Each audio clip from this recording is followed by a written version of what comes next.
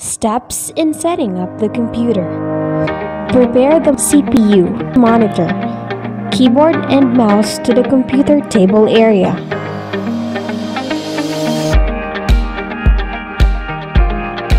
Next, connect the two power cables to the monitor and to the CPU. Connect the VGA cable to the monitor and to the CPU.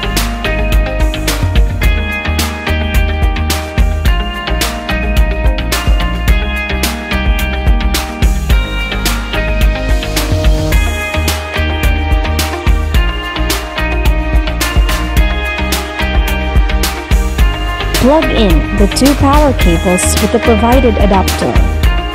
Switch the computer by turning the power socket on.